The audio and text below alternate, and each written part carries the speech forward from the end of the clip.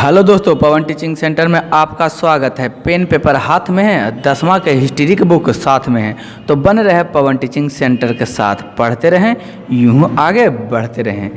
आज हम लोग करने जा रहे हैं अगला पाठ। हम लोग चल रहे थे दांडी यात्रा में चल रहे थे, हम लोग देखते हैं चंपारण आंदोलन पहुँच गए थे। चंपारण आंदोलन में नील की खेती पर 3 कठिया पद्धति लागू किया गया था, जिसके प्रति चंपारण में आए थे। किनके अनुरोध पर चंपारण में आने का अनुरोध किया था? कौन? महात्मा गांधी को। कौन किया था? नीचे कमेंट बॉक्स में जरूर लिख के बताइए। और आगे हम लोग चलते हैं। गांधी जी के दबाव पर सरकार ने चंपारण एग्रेरियन कमेटी का गठन किया। किसके दबाव में आकर? गांधी जी के दबाव में आ गया। कौन?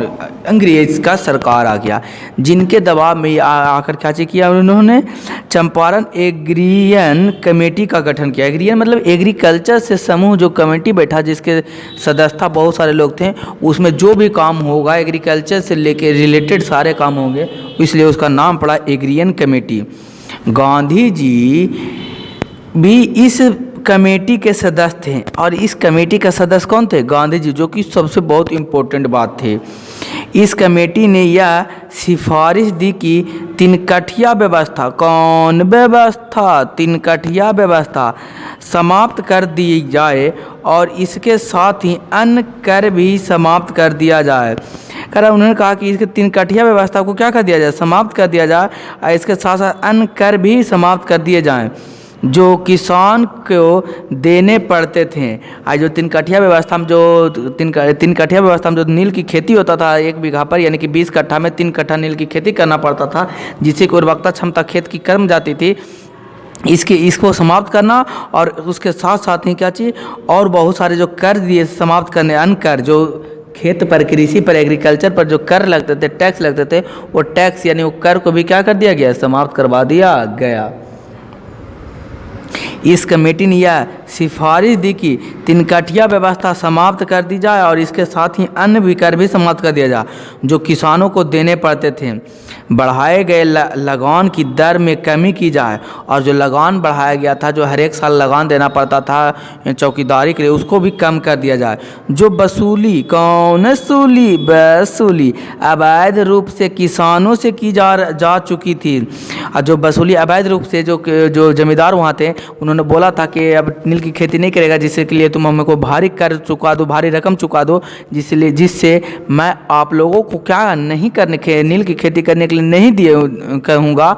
इसके चलते बहुत सारे किसानों जो थे, किसान वर्ग थे, जो वो क्या कर दिए, अपनी खेती यानी कि भारी कर दे दिए थे, और वो कर को भी क्या करना कहा? चुकाने के लिए कहा, किसानों को वापस करने के लिए। उसका 25% किसानों को लौटाया जाए, और जितना भी टैक्स दिया गया, कर दिया गया, उसका 25% क्या कर दिया जाए? हर एक किसानों को लौटाया जाए। कमेटी के इन सिफारिशों को 1919 के चंपारण एग्रियन एक्ट के रूप में पारित किया गया। और हुआ क्या? 1919 के एग्रियन एक्ट के रूप में पारित किया गया। यद्यपि यह आंदोलन किसान की समस्याओं से संबंधित था। यह आंदोलन किसकी समस्याओं से संबंधित था? किसान की समस्याओं से संबंधित था। परंतु गांधी जी के अधिकांश सहयोग, किसके सहयोग? गांधी जी के अधिकांश सहयोग जो शिक्षित मध्य वर्ग से थे, जैसे राजेंद्र प्रसाद, आचार्य कृपलानी, गोरख प्रसाद, ब्रज किशोर प्रसाद तथा धरनिधर प्रसाद आदि ने चंपारण सत्याग्रह के महत्वपूर्ण भूमिका अदा किया। उन्होंने बहुत सारे, इन्होंने आचार्य गोरखपुर प्रसाद, ब्रज किशोर प्रसाद तथा अधीर प्रश्न आदि ने चंपारण सत्याग्रह का क्या किया? महत्वपूर्ण भूमिका अदा किया। स्थानीय महाजन, कौन महाजन? स्थानीय महाजन ने और गांव के मुखियारों ने भी गांधी जी का सहयोग दिया। यही कारण था कि बहुत सारे लोगों ने क्या किया? गांधी जी का सहयोग दिया। चूँकि गांधी जी ने यह आंदोलन में अपने सिद्धांतों, सत्य और अहिंसा के आधार पर बनाया था, इसलिए इसे चंपारण सत्याग्रह भी कहा जाने लगा।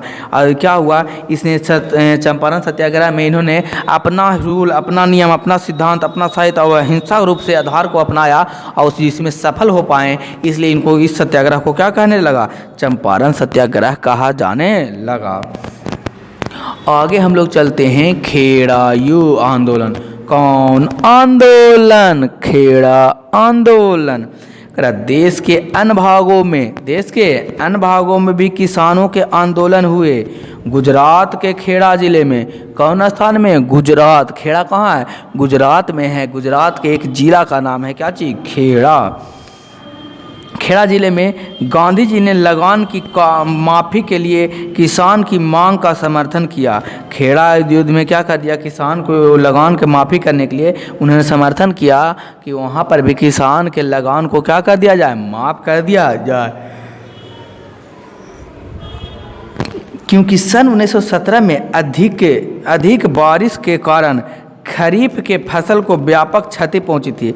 और 1917 में क्या हुआ था ने, खरीफ के फसल हुआ था तो वो बहुत तरीके से क्या नहीं कह सकते हैं कि खरीफ के फसल में बहुत क्षति पहुंचा था, जिसके कारण फसल का पैदावार अच्छी तरीक़े से नहीं हो पाया था, जिसके कारण फिर उसके बावजूद भी इनको किसानों को कर देना पड़ रहा था। इसलिए इन्होंने कहा कि क्या कर दिया जाए, यहाँ कर को 36 को पहुँचाया गया तो कर का लगान यानी कि कर जो मिलता था, जो अनाज उपजाया जाता था और उसको देना क्या कराता था उस समय? लगान। तो कहा गया कि लगान को क्या कर दिया जाए? माफ़ कर दिया जाए। लगान कानून के अंतर्गत ऐसी स्थिति में लगाना माफ़ी का प्रावधान नहीं था। सरकार ने इस आधार पर मांग से अस्वीकार कर दी और कहा कि गांधी जी के द्वारा जो दिया गया कि खरीफ फसल बारिश के कारण खराब हो गया था, इस कारण लगान नहीं दे पाएगा, ये माफ़ कर दीजिए। यह स्वीकार अंग्रेज़ों को स्वीकार नहीं हुआ और वह अस्वीकार कर लिया गया। किसानों को लगान नहीं देने के लिए बाहर के लोग भड़का रहे थे। सरकार का यह आरोप किसान को लगान ना देने के लिए सरकार का आरोप था कि इन लोगों को लगान ना देने के लिए बाहर के लोग भड़का रहे हैं, इसलिए ये लगान देना नहीं चाहते हैं। निराधार था ये, उसने कहा कि ये आरोप निराधार था।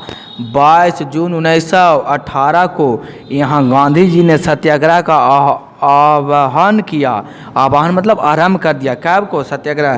तो खेड़ा युग को आरंभ कर किया 22 जून 1918 को। किसके लिए? लगान माफ़ी के संबंध हेतु एक युद्ध हुआ। कौन सा युद्ध हुआ? खेड़ा। युद्ध नहीं कह सकते इसको, आंदोलन कहेंगे। खेड़ा आंदोलन हुआ जो वस्तु 1 महीने तक जारी रहा। इसी बीच रबी की अच्छी फसल होने और सरकार द्वारा भी दमनकारी उपाय समाप्त करने के लिए स्थिति काफ़ी बदली और गांधी जी ने सत्याग्रह समाप्त करने की घोषणा कर दी। और यही कारण हुआ कि इसकी स्थिति धीरे धीरे और बदलती चली गई और लोग गांधी जी ने क्या किया? सत्याग्रह आंदोलन करने की क्या कर दिया? घोषणा कर दी। इस सत्याग्रह के द्वारा गुजरात के ग्रामीण क्षेत्र में भी किसान ने अंग्रेज़ों की शोषण मूलक कानून का विरोध करना साहस जगा।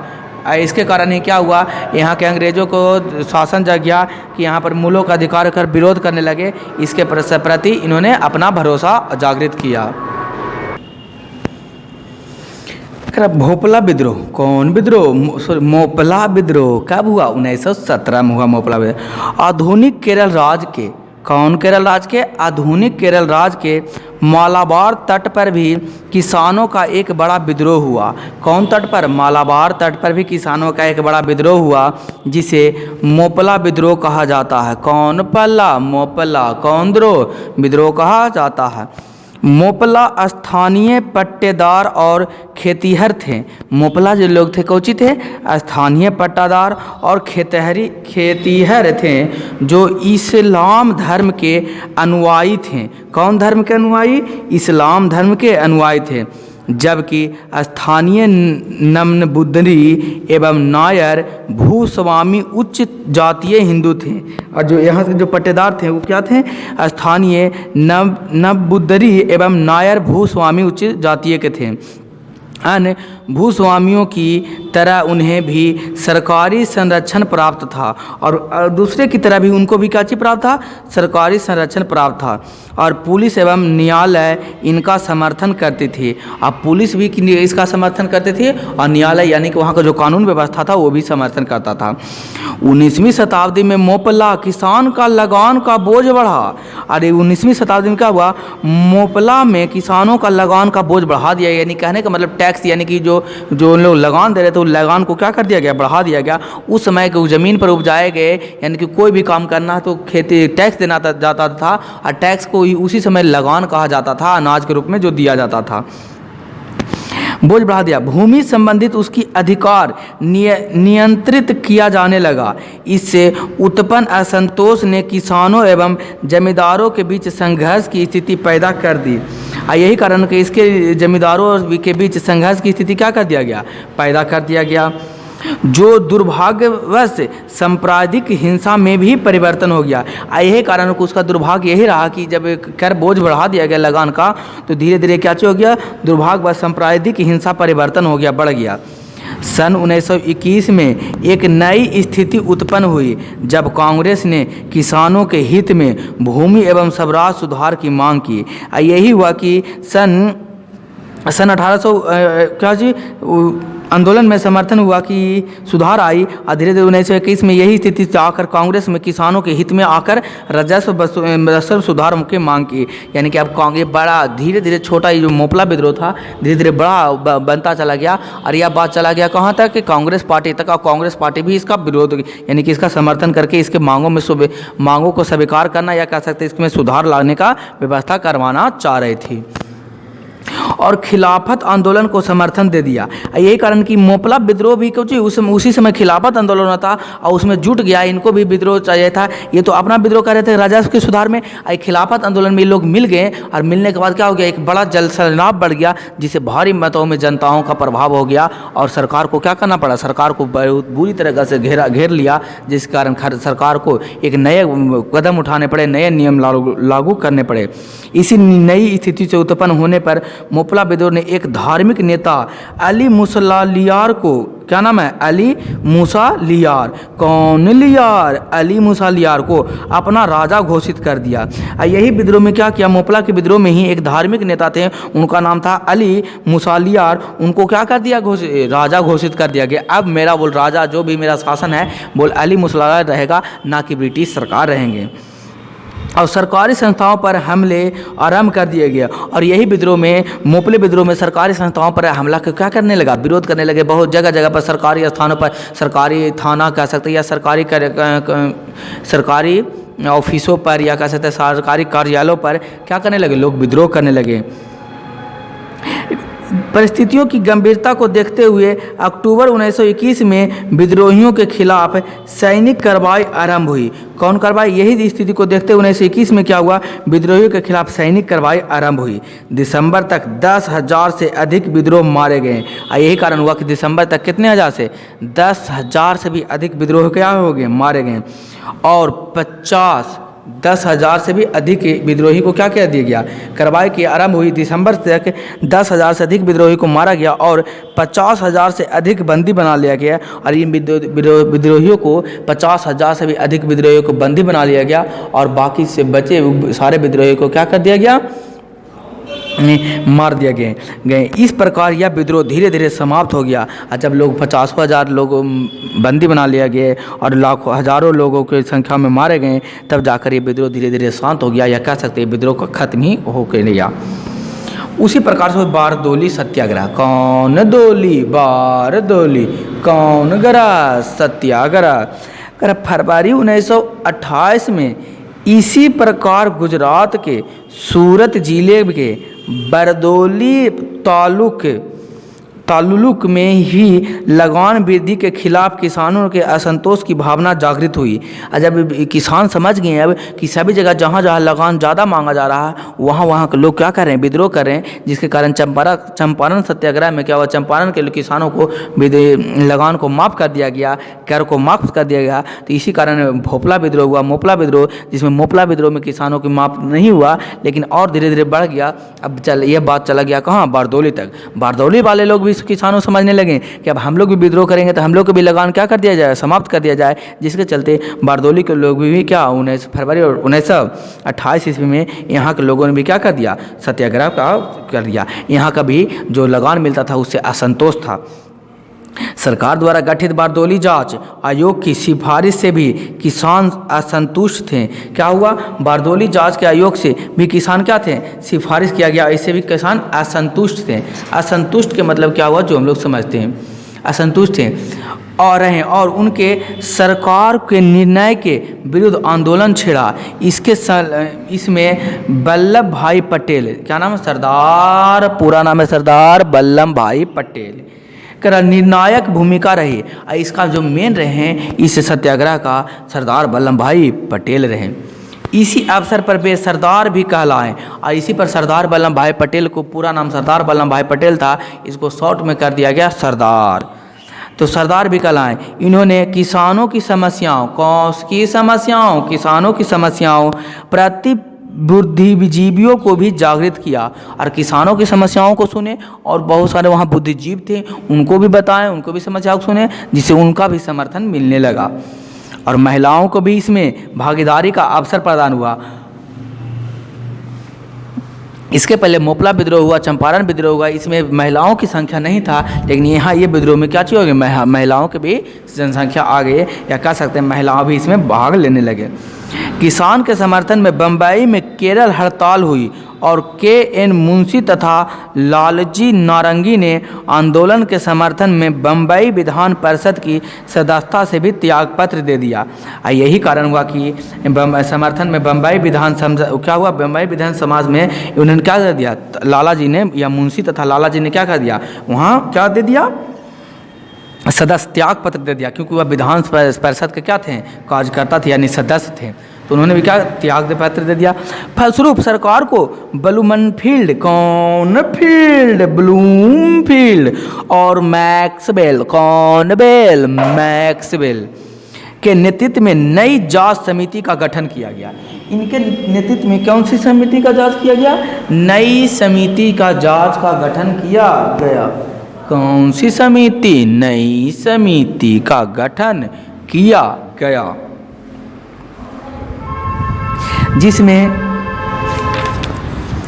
गठन किया गया, जिसमें इस वृद्धि को अनुचित माना गया, जिसमें इसी वृद्धि को क्या माना गया, अनुचित, और लगान की दर में सरकार ने कमी की।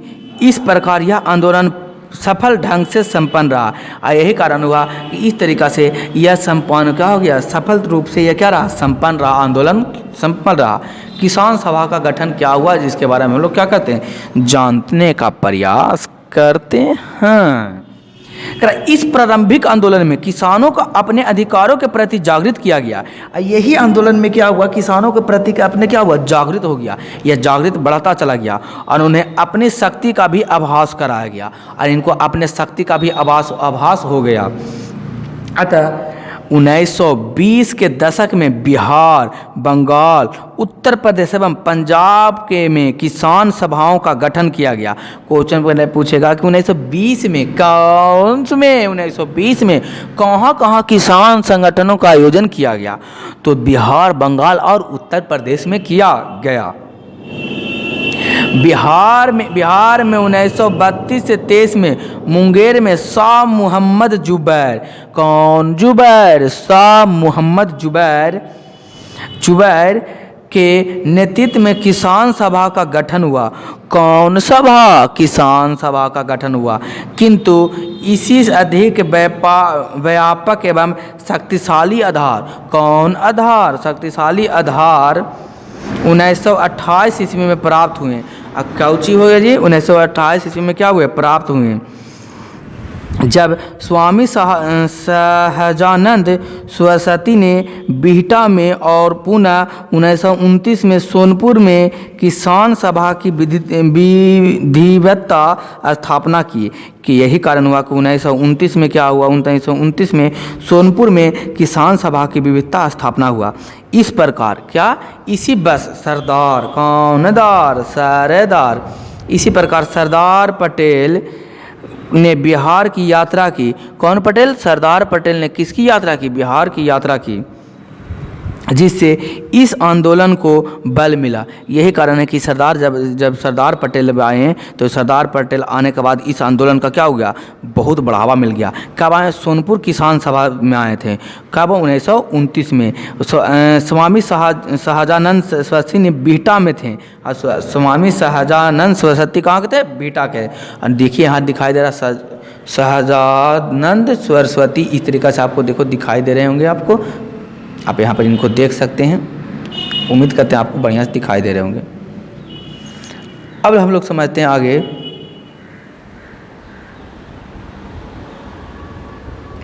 इस वर्ष सरदार पटेल ने बिहार की यात्रा की, जिससे इस आंदोलन को बल मिला। 11 अप्रैल 1936 को लखनऊ में अखिल भारतीय किसान सभा का गठन हुआ। क्वेश्चन आपसे पूछेगा, ध्यान देने योग्य बात आ गया। क्वेश्चन पूछेगा अखिल भारतीय राष्ट्रीय कांग्रेस, अखिल भारतीय किसान सभा का गठन कब हुआ, 11 अप्रैल 1936 में। या क्वेश्चन पूछ देगा 11 अप्रैल 1936 को अखिल भारतीय सभा का गठन हुआ था, उस किस स्थान पर हुआ था, तो लखनऊ में हुआ था।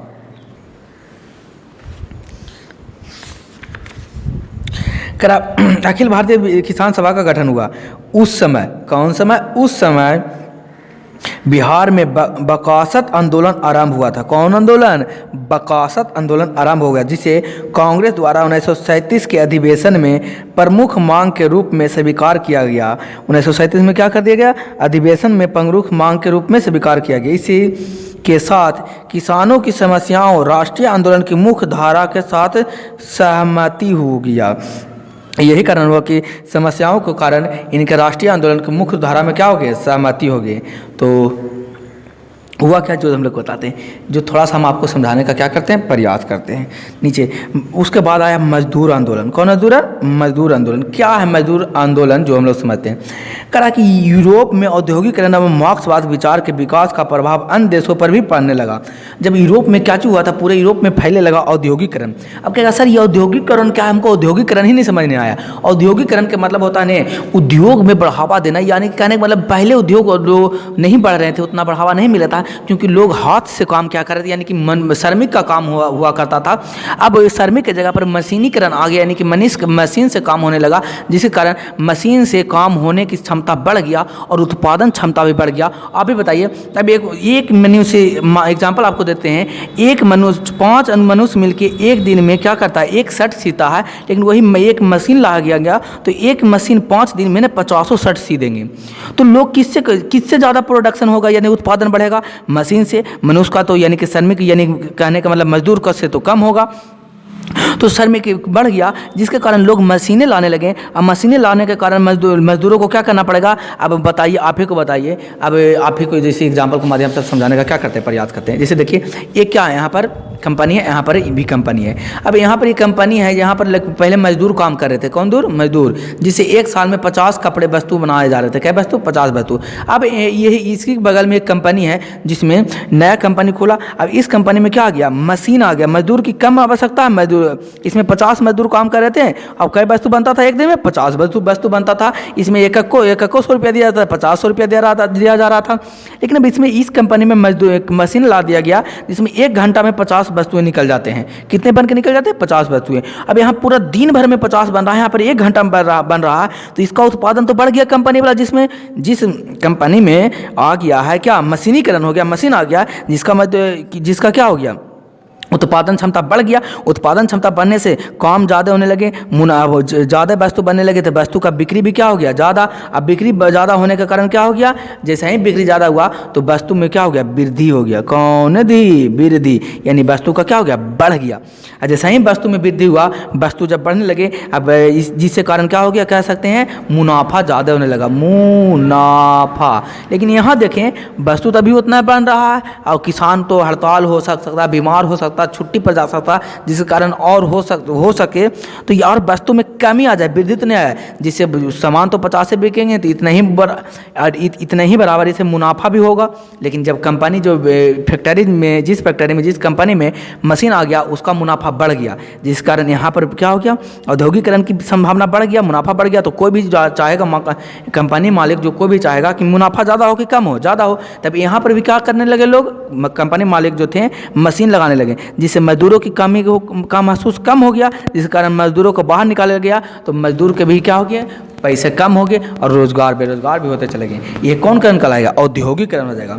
और किसका सिद्धांत था, मार्क्सवाद का सिद्धांत ही दिया हुआ था। भारत में भी औद्योगिकरण प्रगति के साथ साथ मजदूर वर्ग में चेतना जागृत हुई, चेतना जागृत हुई, और जो 20वीं शताब्दी की बात है। तो आज भर हम लोग इतना ही रह देते हैं दोस्तों। अगर वीडियो अच्छा लगाता है तो लाइक और शेयर सब्सक्राइब करना ना भूलें। अंत में मैं आपको यही कहूँगा, छोटे को प्यार करें, बड़े को सम्मान करें, अपना व्यक्तित्व इस तरीक़े से कायम रखें कि आपके साथ रह रही स्त्री भी सुरक्षित महसूस कर सके। तो आपका अंत तक वीडियो देखने के लिए धन्यवाद। बने रहे पवन टीचिंग सेंटर के साथ, पढ़ते रहें, यूँ आगे बढ़ते रहें।